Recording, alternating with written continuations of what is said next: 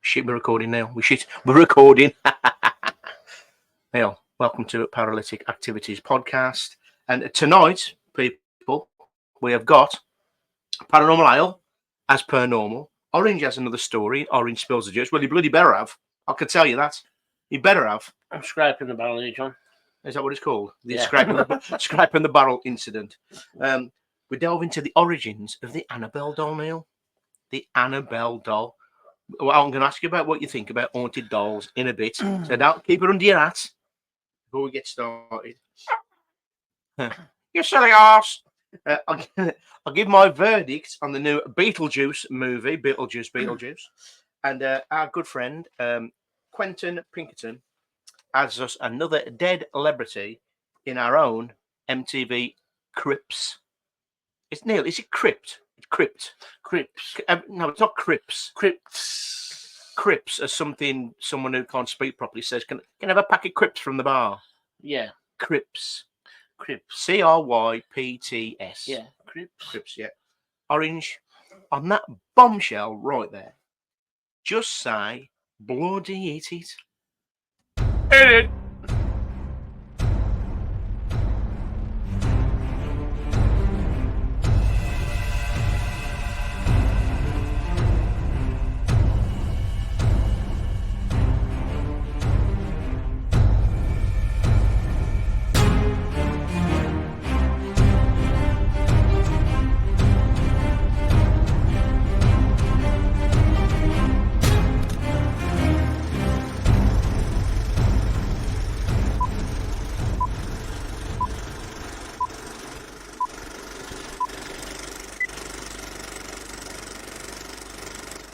Welcome, my friends, to the Paralytic Activities Podcast, your one-stop shop for all things creepy, kooky, weird and spooky. All done with a proper cracking ale or two. How here, man? Sit back and pipe down and let these fine gents entertain you at the Boodog Tavern. There you go, Neil. Got Wingman. I'm drinking. That's not the Paranormal Ale, people. We're having this. This is the Wingman to the Paranormal Ale. Yeah. How about bloody that? How about bloody that? Cheers, Mr. Dead Cold. Yeah. Nice one, pal. Mr. Freeze. We're gonna see him soon, are we, kid? He's coming. He's coming down to the good old cafe of the Metro for a couple of ales and a jolly good time. I hope you enjoy it, John. Of course I will. I'm a bit wary of it, to be honest. Why? I just, I'm like John. I panic, don't I? I like to have a good time. Neil, how many times have you said on this show, Cafe Metro is the best place to come to have a beer, have a party, have a couple of swallies? How many times have you said it? Every fucking episode. You know what I'm like, John? I love the place, but, some people might not. Someone grab your balls then. Jesus Christ. Lord Charles. I know we're talking about dolls tonight. Neil, Paranormal Ale, let's get it on. Right. What we got tonight, Johnny boy? We have got Hook a Bat. Fucking hell are you doing? Unbelievable. Fast Finger Freddy here. Gremlins in the machine now. You in the Gremlin, John? Gremlins in the machine. Sweet your shit out, man. Paranormal Ale. We got Hook a Back Napa. Yeah? Right. It's 5.5% from Salt's Brewery. It's got Tony Christie hops. I love salt. Sorry, Amarillo hops. Lemon sherbet aroma. Oh. And it's 5.5. I love lemon sherbet, Neil. Yeah, but John, one of the best beers ever had was lemon sherbet. So let's give this a whirl. Doing it in the old Hobgoblin. Coming last time I had one of them. No. The weekend, Warwick. No, weekend, why? No, a hobgoblin, not a gobble. Oh, I know exactly what you're going on about now. That was stupid, John. It's a family show. Tell you, family show, Neil. John, that is very, very, very nice. Look at the colour on that. Like eggnog. John, that's very nice. I like that. It's a proper, Hooker back, Nipah. Ooh. it's a proper nice IPA, hazy and juicy, bit like me. And it's a strong one as well, John. 5.5%. No, that's banging, that is. Yeah, really nice. That is a really tasty drop. Now, Salt Brewery always does some good beers, Neil. On one of our last videos when we done the Haunted Pub Crawl, we had Jute, and that was from Salt, which is, again, another cracking craft IPA. Fantastic. I really like that, John. I'm not Hazy. just saying it. And I'll tell you something now. I will give that a 4.8 out of 5. 4.8, Jesus Christ. Well, drum roll. Probably the worst drum roll I've ever heard. I'm going to give that a 4.5. Oh dear, well, that's good for you, ain't it? 4.5. Bloody good for you, that is. So, Neil, what have we been up to? What you been up to, more to the point? What have you been bloody up to? Well, Johnny boy, you don't want to know what I've been up to. Well, I went to London, John. Yeah. London, West End. Do you know how I spell London, Neil? London. No. Shitole. Shit all. No, John. The West End, really nice. Yeah. Went to London, West End, to see the Back to the Future musical. Nice. There was me, my daughter Brody, and Andrew Lloyd Webber was sitting in the back. Was it? Yeah. Sarah Brightman. Yeah. And first, we went to Trafalgar Square, John. Yeah. I didn't realise I was in Trafalgar Square. Well, it says it on the sign. It doesn't want no sign, John. I was gotta be. sitting there and it was absolutely packed. There's loads of statues, big lions and that. That's Trafalgar Square, Neil. Yeah, John, I haven't ever seen it on Monopoly. Okay? Just let me talk and let me tell you what I did. I can't believe you never went to Piccadilly Circus. John, we don't have time. I had some Piccadilly on my burger. Well, do you know what Piccadilly Circus is famous for? Animals. American Wealth in London, Neil. Oh, shit! I can't believe that. Anyway, I went to Back in the room. Trafalgar Square, which was beautiful, John. Then I walked to Buckingham Palace to see if King Charles was in. But the only Charlie I saw was on the back of the toilet in Wetherspoons. But, you know, unfortunately, like, you Neil, know. what have I told you? Leaving your drugs around when you go to Wetherspoons. And I then know it's a trek up them stairs. they went to the musical, John, at the Adelphi Theatre. Yeah. Back to the Future. Absolutely bloody fantastic. But I'll tell you what, John, the price is ridiculous. I can imagine. I had a beef burger and chips. Right. Which cost Make like a tree yeah, and get out of here. about £9. Yeah. And for all the staff, like, John, I'll tell you what, there was like shit off a shovel. So everyone was doing 88 miles an hour. Was that? I'll get my words out, you know, John. 88 miles per hour. Per hour. Per hour. Per hour. My hand was covered in grease, though, John, off the beef burger. So I went to the toilet to wash my hands with some soap. You ain't reading this off a piece of paper, I'm Neil. My hands have never been so clean. That's a pair of Dove, John. Anyway. And that's it, really. That's all I've done the weekend. Yeah. Mm. So what did you like going to London? It was an absolute nightmare. I'll tell you something now. Anybody who's ever drove around London, I'm still waiting for fines to come through the door, John. You got congestion fines. You got bloody emissions fines. You got everything. Neil, just because you've got a sore chest, don't mean you're going to have to pay for it. John, I'm telling you something now, right? It was ridiculous. And I was having a panic attack on the way out. 11:30 at night, John, and I've still got 135 miles to go. Yeah. Right, and it was gridlocks in London.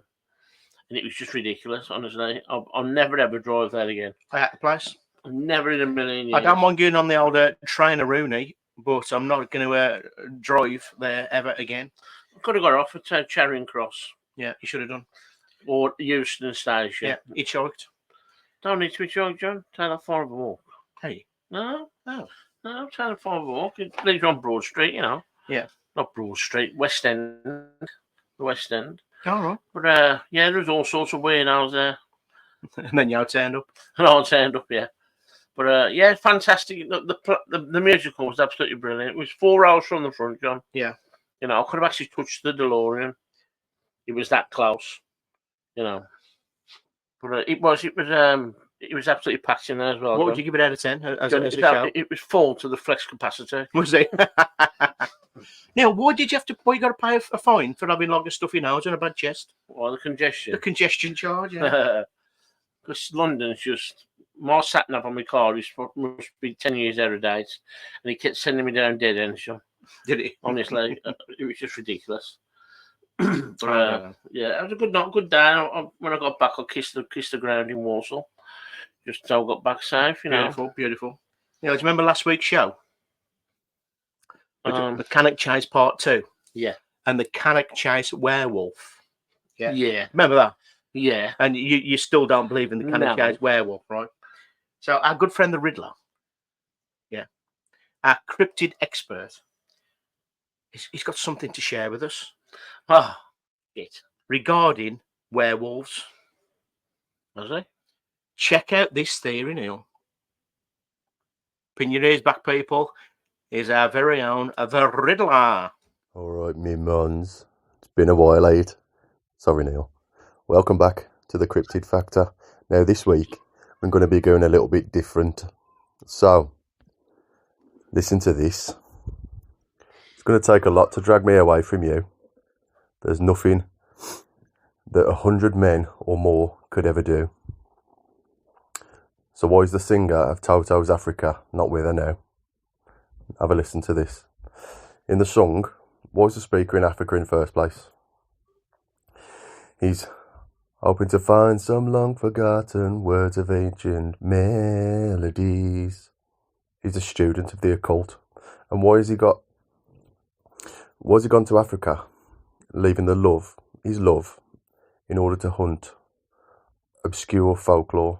It tells you, I seek to cure what's deep inside, frightened of this thing that I've become. He's a werewolf. The singer of Toto is singing about being a werewolf. Wild dogs cry out in the night as they grow restless, longing for some solitary company. They are dogs. Why does he bless the rains down in Africa? Because the cloud blocks the moon.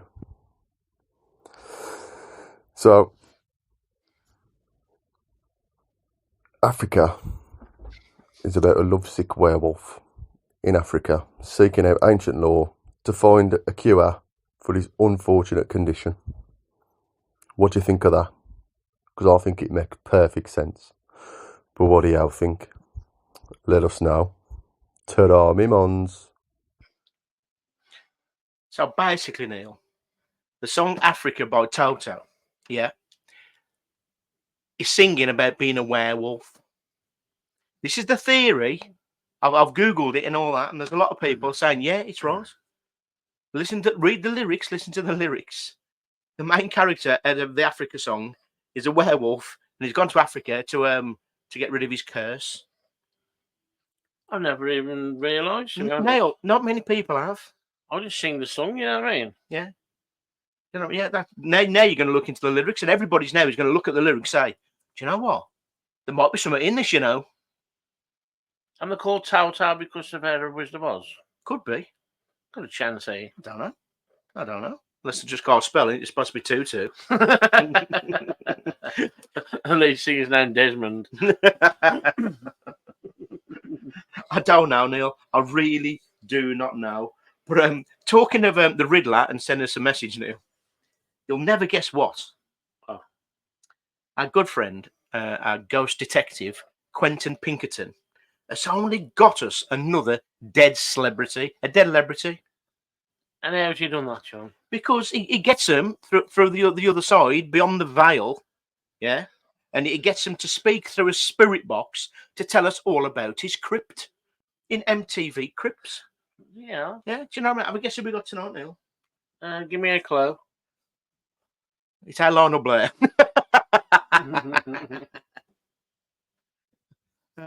He had dreadlocks, man, and he smoked the ganja.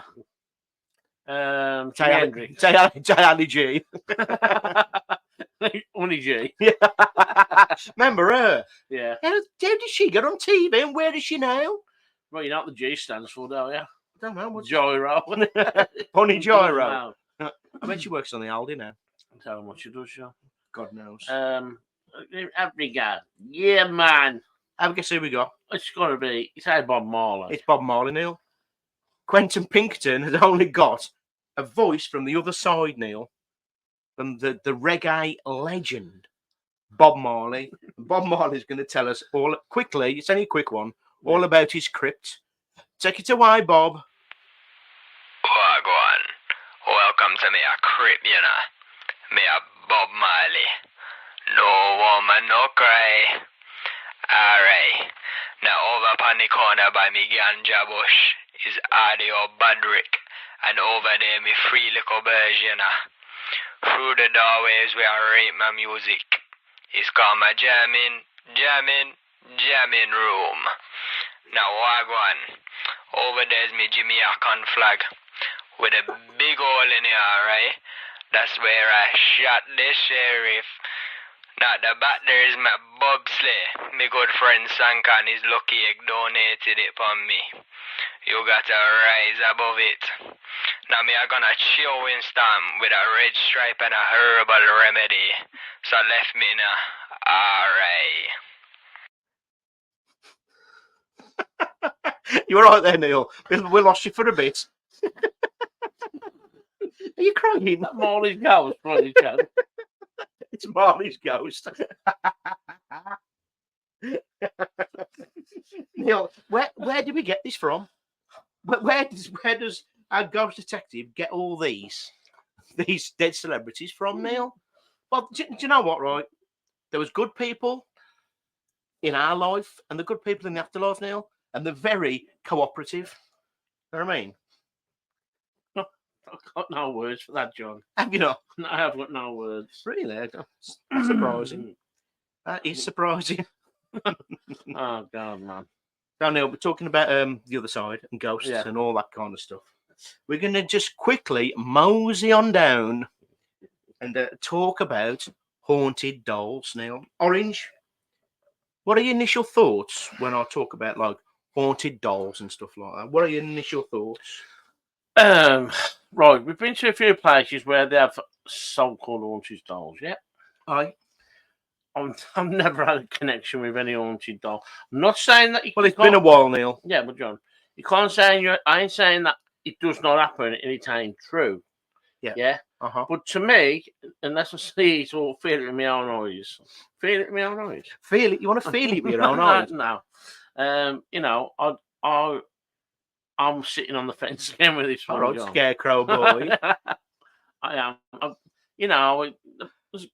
Okay, you might change your mind when I tell you about probably the most famous haunted doll ever. Lord Charles, one of chance. Lord Charles. And it's eight cuddles. I get that, duck. It ain't cuddles either, Neil. It's Annabelle, Neil. Yeah. Probably the most famous doll in the world. Remember our cousin had one of them? Never had an Annabelle doll, Neil. Just Annabelle. Our cousin's name's Stanfield. Stana. Yeah, the people who don't know, Neil. Across the water. So, Neil, the Annabelle doll. Yeah. So, the Annabelle doll, right? Do you know in the movie, The Conjuring, and the Annabelle films, the Annabelle doll looks scary as shit. I understand people being scared of them. It's a scary looking doll. I mean, just look at that. If a dog turned his head and looks at me, John, Looks like Daniel Westbrook. Looks like Daniel Westbrook. But yeah, in the film, scary ass doll. I wouldn't like that in my house. No. You know what I mean? People collect this kind of stuff. But the real Annabelle doll looked like that, Neil. And Neil Packer got one like that. Yeah. Yes, but that looks like Keith Chegwin. Looks like he's got red hair, a diamond red nose. It just looks like a happy doll, Neil. Wearing some tights and a skirt and some like red and white socks. Doesn't look scary at all. No. But the real Annabelle doll reportedly committed a series of attacks in the early 1970s. Now, before it was confined to the Occult Museum of Ed and Lorraine Warren in Connecticut. Now, she sits in a glass case bearing a hand-carved inscription of the Lord's Prayer, while a pleasant smile rests on her happy face, sitting under a mop of red hair. But beneath the case is a sign that says, warning, positively do not touch. Now, Like any other Raggedy Ann doll produced in the mid 20th century, the original Annabelle doll is actually anything but ordinary. I can tell you bloody that. Now, since her first supposed haunting in 1970, this alleged evil doll has been blamed for demonic possession, violent attacks, and at least 2 near-death experiences. What do you think of that?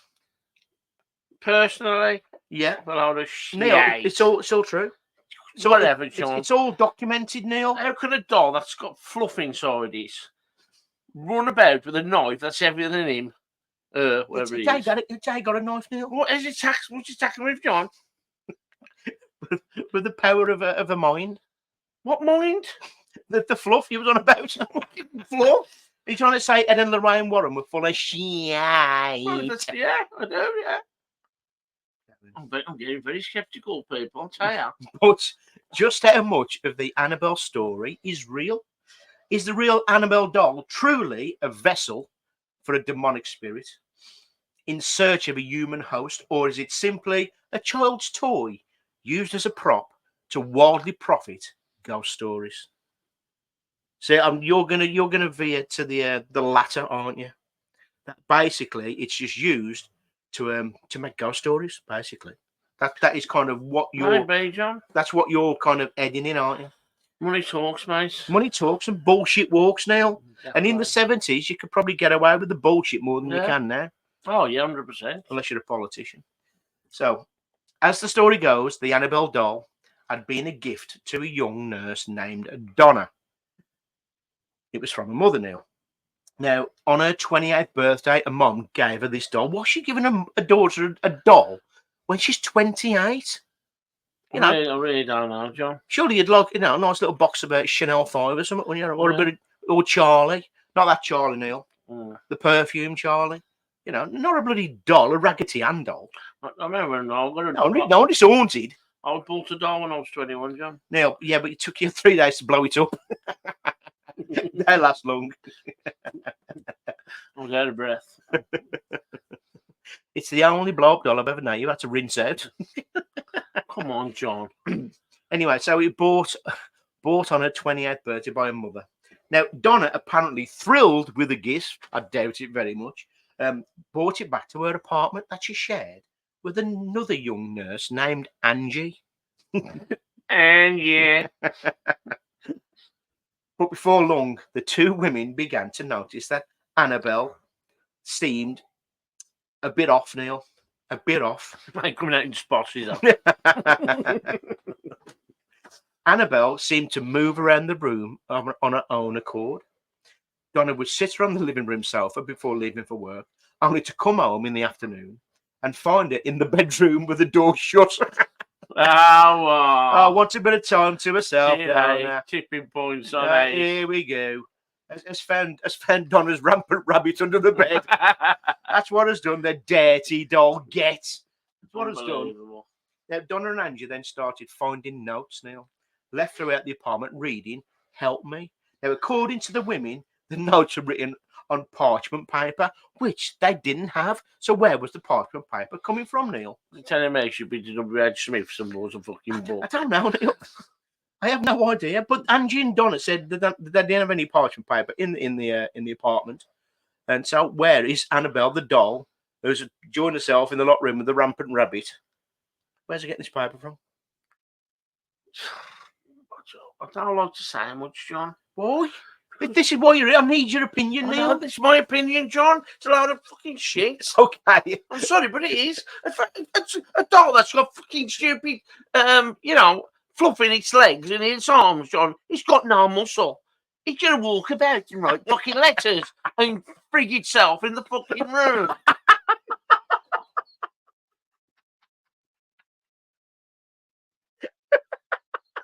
I meant the frigging bit up. I think that don't really happen. But even if she did, Neil, the parchment paper would have sat there up quite nicely. The bed sheets would have been nice and dry. Anyway, now furthermore to this story, Angie's boyfriend, known only as Lou, that's the only name he was given to people, was in the apartment one afternoon while Donna was out and heard rustling. That's the parchment paper. Heard rustling in the room, and as if someone had broken. Now, upon inspection, he found no sign of forced entry, but found the Annabelle doll laying face down on the ground. But Neil, other versions of the story say he was attacked upon waking from a nap. Suddenly, he felt a searing pain on his chest and looked down to find bloody claw marks running across it.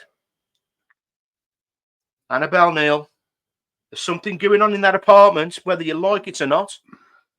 I wouldn't like to be there, Neil. I'm not going to lie. What do you mean by claw marks, John? Claw marks? So Annabelle's got like nails and everything. Yeah? Or is it just where the stitchings come off? I don't know, Neil. If it's possessed by a demon, yeah, the claw marks are coming out the doll and scratching. Oh, I'll get you. Okay, so now following Lou's traumatic experience, the women invited a medium over to help solve the similarly paranormal problem. While Mr. Kaz was it, because they wouldn't turn up, Neil, and cancel at the last minute. They'd cancel at the last minute. The medium held a seance and told the women that the doll was inhabited by the spirit of a deceased 7-year-old girl named Annabelle Higgins. Nothing to do with Alex, whose body had been found years earlier on the site where the apartment building had been built. And so the medium claimed that the spirit was benevolent and simply wanted to be loved and cared for. The 2 young nurses reportedly felt bad for the spirit and consented the spirit to live inside the doll. And that's why it became the Annabelle doll, named after the girl who was found dead in the apartment, Annabelle Higgins. So that's why the doll was named Annabelle. Do you reckon Cliff Richard's song had something to do with the doll? Which song was that? I got myself a crying, walking, sleeping, talking, living doll. Living doll. You know what I mean? I thought you were going to say Carrie. Carrie. Yeah. Carrie doesn't live here anymore. I don't know. She's just a devil woman living in a doll. We could actually go through with Cliff Richard's back catalogue. Yeah. Now, eventually, in an attempt to rid their home of the Annabelle doll spirit, Donna and Angie called upon a priest known as Father Hegan. Now, he contacted his superior, Father Cook, who alerted Ed and Lorraine Warren. I knew they'd come in sooner or later. You know what I mean? Yeah. Demon, a doll, call the Warrens. You know what I mean? Mm. Now, as far as Ed and Lorraine Warren were concerned, the 2 young ladies' trouble truly started when they began believing that the doll deserved their sympathy. The Warrens believed that there was actually a demonic force in search of a human host within the doll Annabelle. So if they're saying the little girl, Annabelle Higgins, wants to get into the doll, why do they think it's a demonic spirit? I don't know. Because everything they ever done was a bloody demonic spirit, Neil. Good job they didn't get their hands on Casper, I'll tell you now. Do you believe in demons, John? No, not at all. I barely believe in ghosts, Neil, to be honest. I do believe there's energy, whether it's a ghost is just a word, isn't it? Anyway, let's get back to the Annabelle doll, shall we?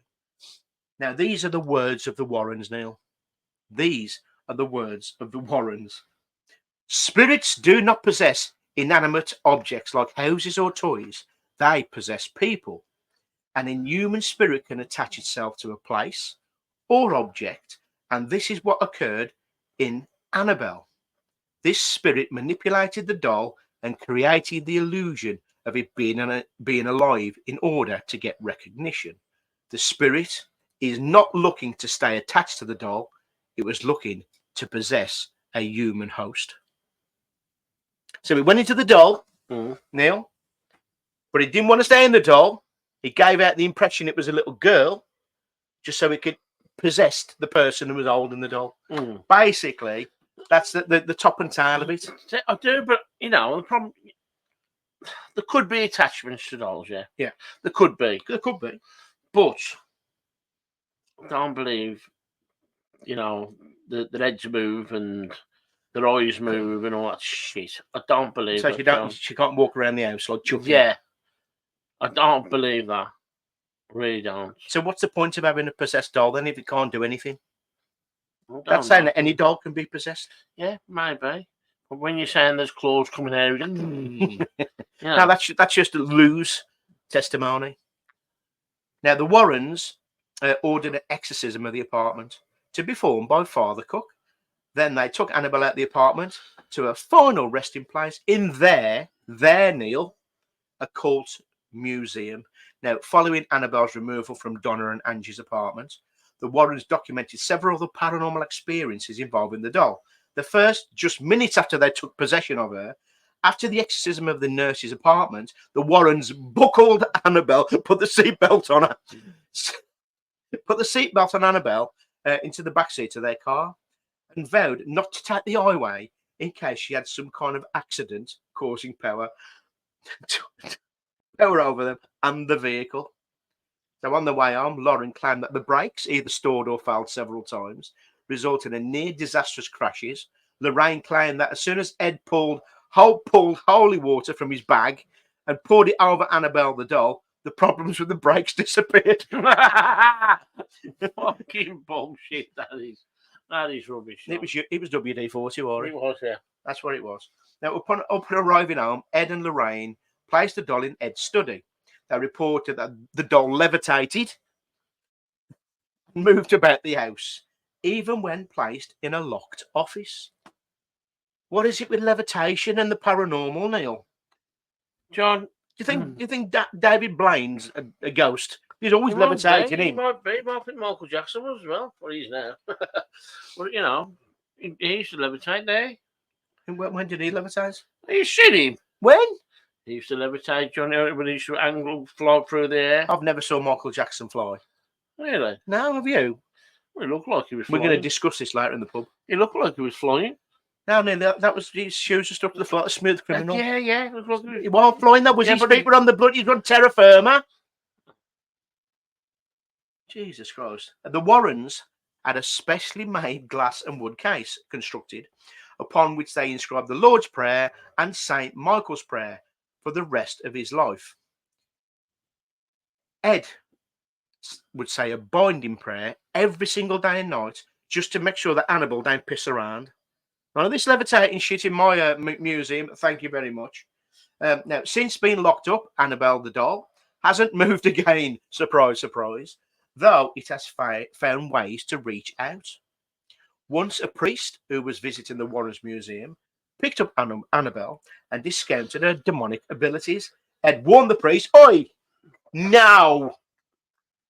Well, it's only unveiled. But the young priest laughed him off. On his way home, the priest was involved in a near fatal crash that totaled his car. Bloody Lord, I tell you, Neil, don't mess with this doll. Don't mess with this doll.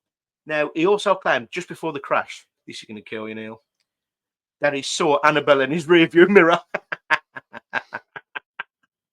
Oh, I don't know. Because it's in the case. What's in the kid's seat was that? I don't know. Now, years later, another visitor rapped on the glass of the Annabelle's doll and laughed at how silly people were to believe her. On his way home, he reportedly lost control of his motorcycle and crashed headlong into a tree. He was killed instantly, and his girlfriend just barely survived. Again, Annabelle strikes for the fourth time. John, why don't you just get a fucking pair of scissors and cut the cunt's head off if he's causing all this shit? Did you just drop the C word again? That's what happens, people, when he has a 5.5 IPA. What's to do with that, John? It's You Annabelle. It's can't Annabelle. control your tongue. Annabelle, John. It's Annabelle's got you, actually. Neil, if that little doll behind you starts levitating in a minute, we're off ski. I'm telling you. We're off ski. So, what's your thoughts then after all that, the Annabelle case? What's your thoughts? John, I think maybe something happened, but it's been over exaggerated. Of course, everything Big does. time. Everything does. But some people believe that shit, everything happened. No, it didn't. John, it ain't. I know. But Annabelle got really famous in 2013 when the movie The Conjuring had Annabelle in it, Neil. And then Annabelle had her own films called Annabelle in 2014, Annabelle Creation in 2017, and Annabelle comes Annabelle comes home in 2019, Neil. So she's got her own franchise now. Is that when she went into the A team? I think it was, yeah. There's B.A., the face, Mad Murdoch, and Annabelle the doll. The big cigar. You know. So, you know, I've always thought, right, I would love my own haunted doll, especially if it was a Stretch Armstrong. That'd be great. Imagine having a haunted Stretch Armstrong. He could turn the lights off from the other side of the room. He could go around and tickle people's hair from the other side of the room with his long stretchy arms. You know what I mean? He'd have a field day, wouldn't he? Old Stretch Armstrong. You would, great. So Neil, do you remember when you was in the doll room at Pac-Man's gaff? At the Haunted Haunted Antiques Paranormal Research. I do, Centre. yeah. Can you tell everybody what was going on in there? I don't know what was going on, John. I'll be honest with you. Like two people was pushing a pram round, weren't they? Oh shit, yeah. I don't know. You ain't got to mention our names, Neil. I've never seen nothing like it in my life. You know. To a little fucking doll. And I thought to myself, come on, chicken. come on, pushing this doll in a pram around a room, singing "Ring a Ring of Roses." Neil was sat not knocking anybody. Neil was sat in the chair at one side. I was sat in the chair at the other side, and all we could see was our shoulders going.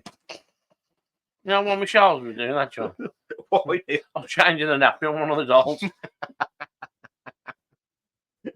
Nah. It's nice to their own, eh? You know what I mean? Lunacy, Neil. Absolute lunacy. But come on. Seriously. I was pissing myself. You're not fucking. Can you not? When you're under pressure, not to laugh, and you're like, yeah. But Neil, I remember this. I'm talking about dolls. My daughter had a doll, Sophie. I just arrived home from the pub, a few sheets to the wind. And this doll, Neil, was about 3 foot tall. It was very Victorian looking. It was ugly as shit. It was vile, Neil. You know what I mean? It was one of these which tried to look like a human. It was just horrible. I hated it. I came home from the pub, like I say, bit worse for wear. And it was at the top of the stairs in the dark.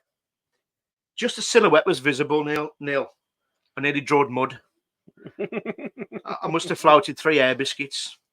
I turned the light on, I run upstairs, and I drop kicked it down the stairs.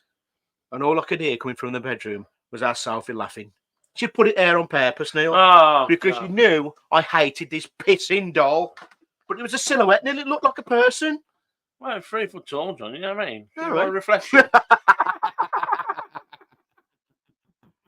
Bollocks. Fucking reflection. Cheeky, yes.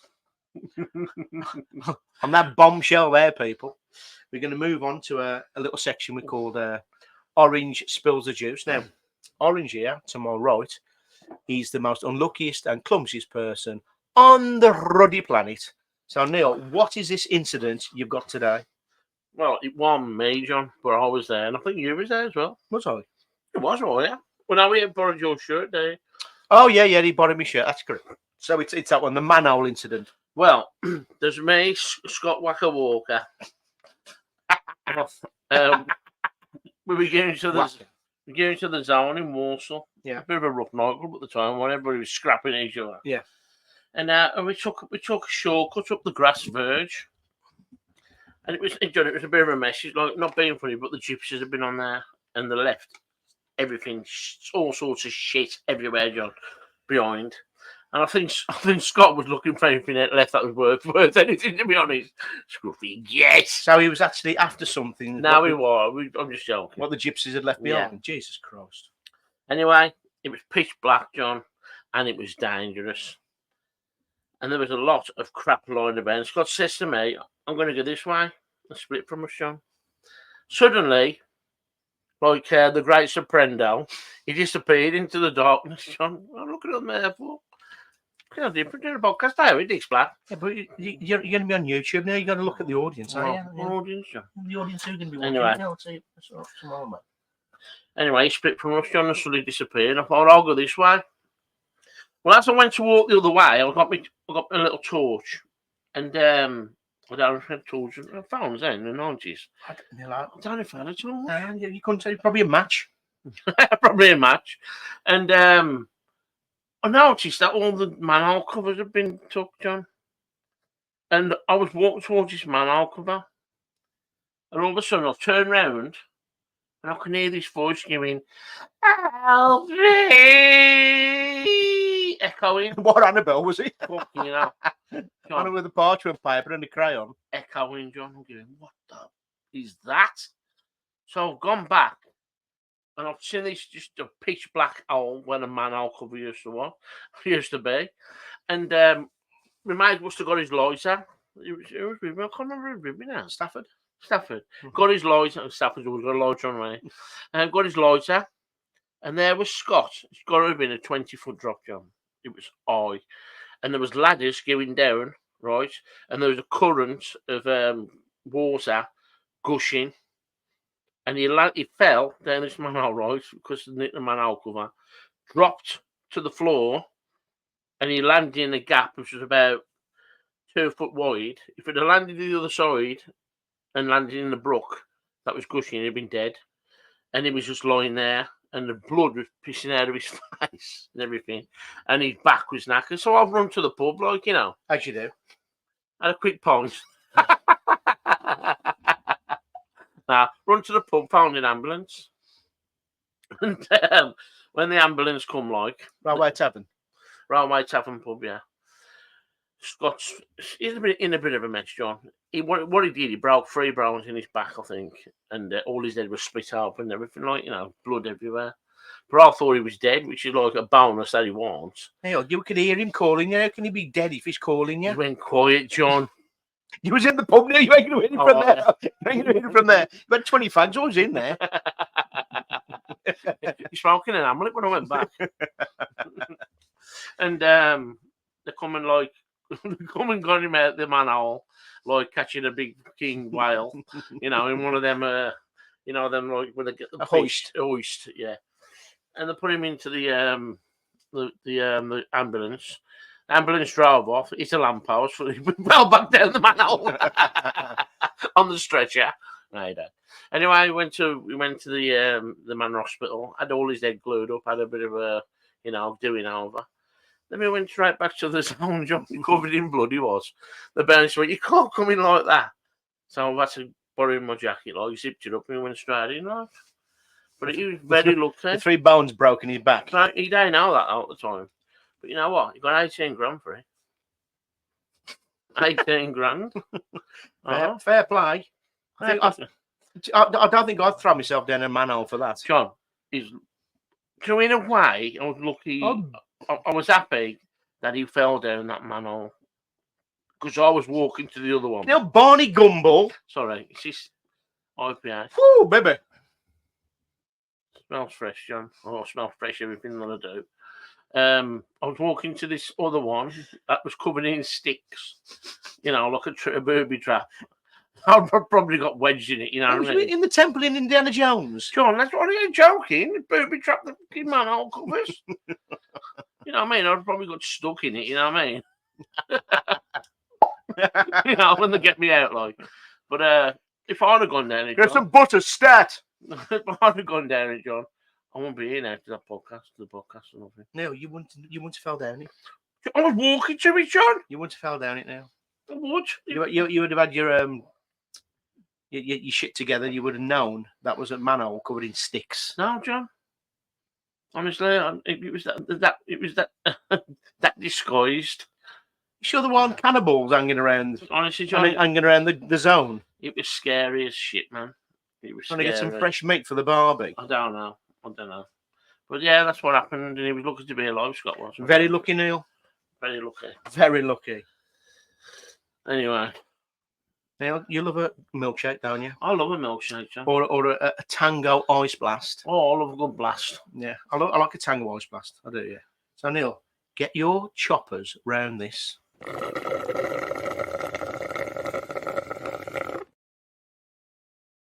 One thing. Yeah.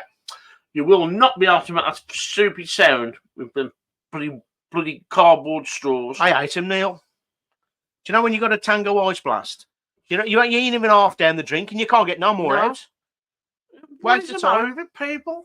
I sometimes take my own. What? I've got metal. Cardboard straws. I've got metal ones. I've got metal John, straws. honestly, I don't get it. Pisses me off, Neil. What's it going to prove, John? But then again, it's saving the fish and the marine life What is it? because they can't get the drink. Well, that's obviously a fish eating a milkshake. Eating a milkshake. God, I'm home, it's nice. Oh no, it's that 5.5. I know. Anyway, Neil, flick the screen. This is my favourite section because it's all about movies, Neil. Yeah. And especially horror movies. And Neil, we do a little section. We've only done it once so far. Really? Yeah. Called Ask Orange. Yeah. Called Ask Orange. I'm going to give you a film, Neil, and then I'm going to get another film, and then you just say the film what you think is better. It's as simple as that. Make your seen them. Well, of course. So tonight's category is comedies, Neil. Oh, dear. Comedies. And so I'm going to start off with the first comedy, Neil. Coming to America or Kingpin. Right. It. I love them both, John. Yeah. I love them both. So which one are you going for? Coming to America, Eddie Murphy, or Kingpin, Woody Harrelson? I'll say Kingpin. I like Kingpin, yeah. I would go with that as well, Neil. Kingpin or Something About Mary. I knew you were going to say that. I knew you were going to say that. I've written it down here. That's why you can see it. I can't see You can't see people. Honestly, I know. Coming to America. Yeah. Kingpin or Something About Mary. Something About Mary. Oh, that's a bold statement. Okay. Something About Mary or Happy Gilmore. You're gonna die, clown. Oh, John, this is too hard, man. There's something about Mary. Everybody Everybody got an hour, Neil. Shooter McGavin. Oh God. Happy Gilmore. John. Happy Gilmore. Happy Gilmore or Me, Myself, and Irene. Oh, for God's sake! You're on the Jim Carrey section, I remember. It's the first Jim Carrey film I've said. Me, Myself, and Irene. Happy Gilmore.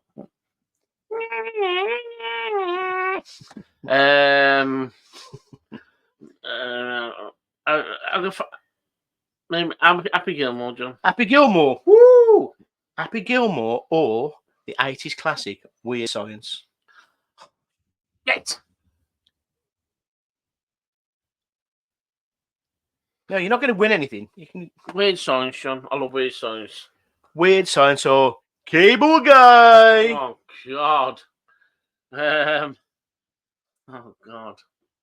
I love Cable Guy, John.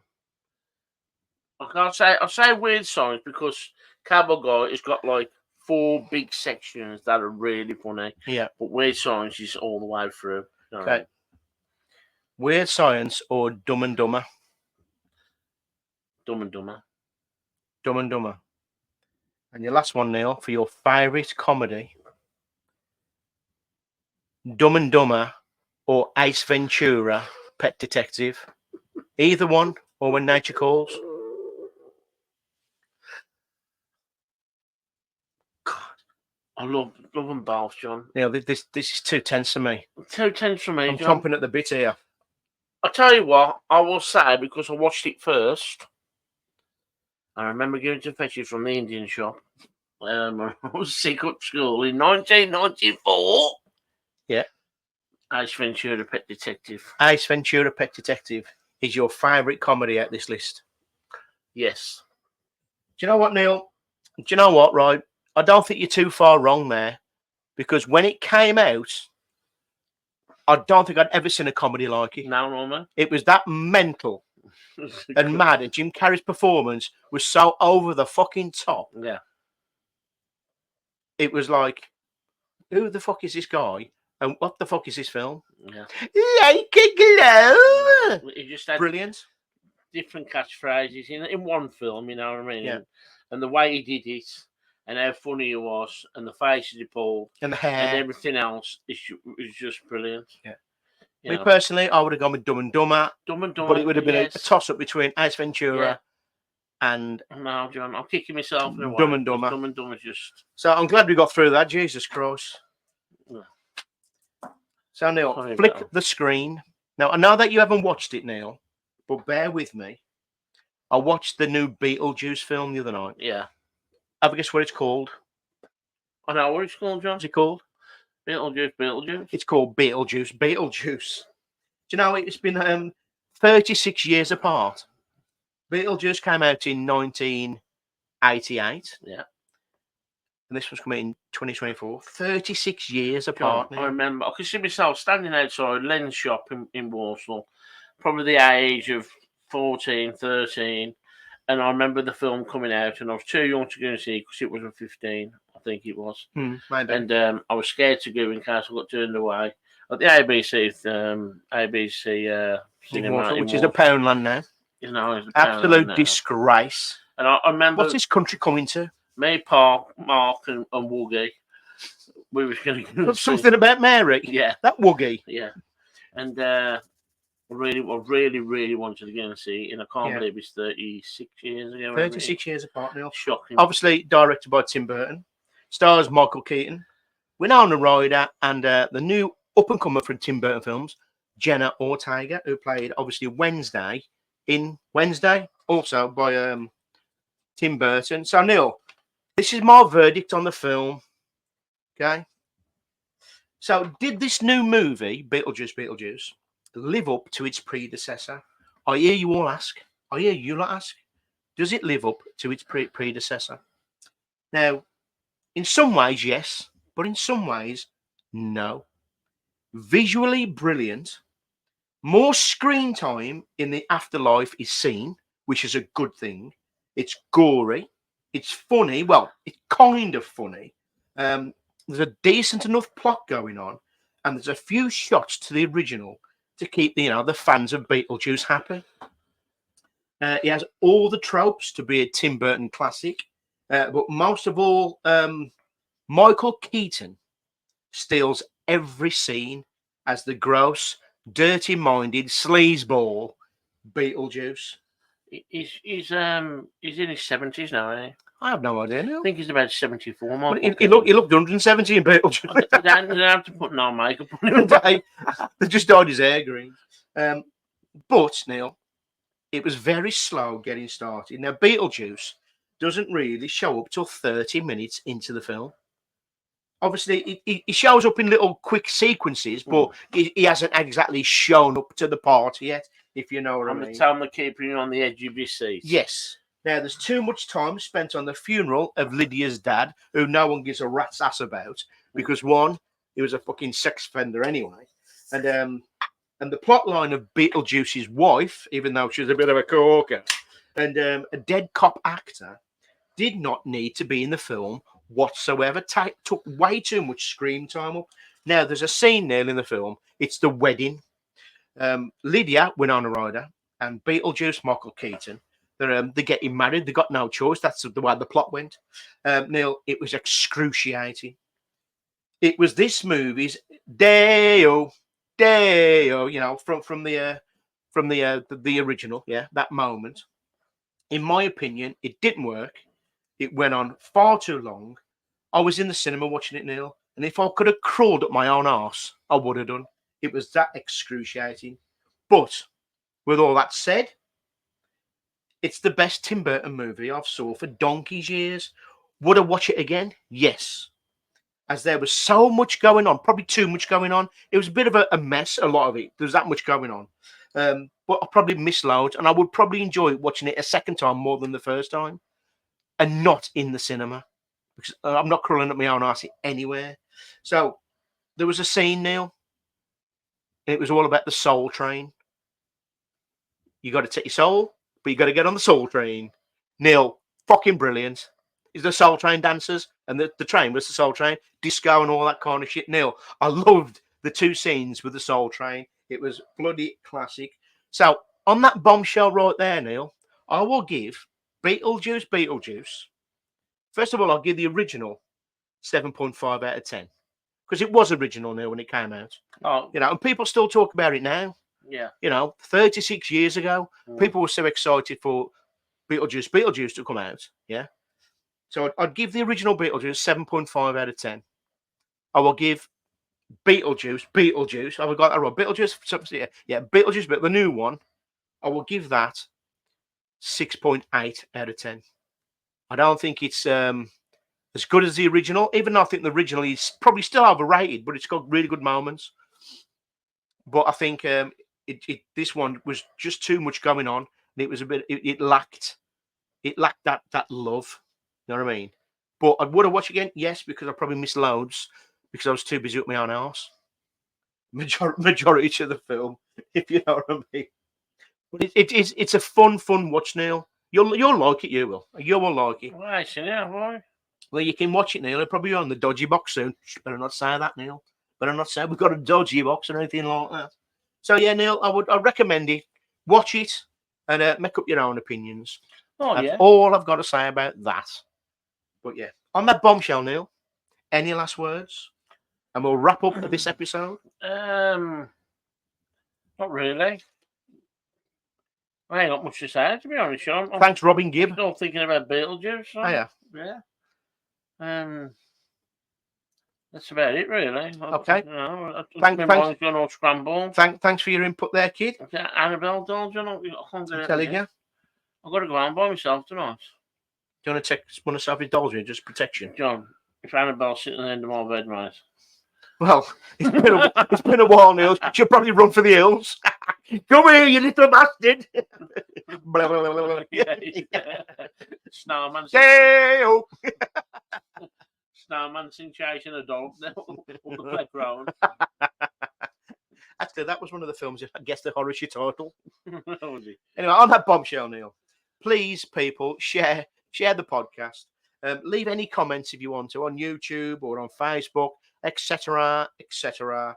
Tell your mates, tell your enemies. We don't mind. Now, if you have listened to this episode while having a craft ale, Neil, you will do for us. Ain't that right? Damn right. So, without further ado, if you are out investigating this weekend, and this goes out to all you ghost catchers, your horror junkies, your cryptid stalkers, and you, what's the other one? Alien twitchers. And you don't get any bloody spirits at all. Just do what we do now. What do we do? We drink them instead, don't we, Johnny boy? We drink them instead. That's what we do. We'll see you probably in 2 weeks because we're off on our jollies, aren't we? Yeah, we're going to the lakes. Off to the Light District. We're going to be doing an haunted pub crawl. Yeah. So that video will be dropping on YouTube in about a week's time. Yeah, we're doing a bit of fishing now, John. Oh, yeah. Have some of that. Yeah. You know, so I am looking forward to this break. I cannot wait. You cannot wait, people. You know, I might even go out on a boat, John. And on that boat shell right there, we'll see you in 2.